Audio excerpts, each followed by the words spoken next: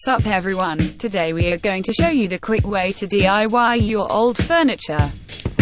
First, of course you would need an old furniture. Here we use an old bench.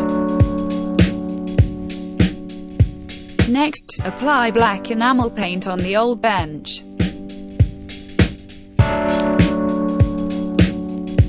After drying, apply GOX7 Spider-webs Specialeffect series paint on the bench.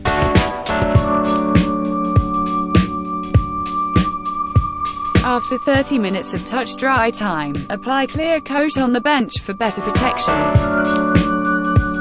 Wait for the clear coat to dry thoroughly and you will have an elegant and stylish bench.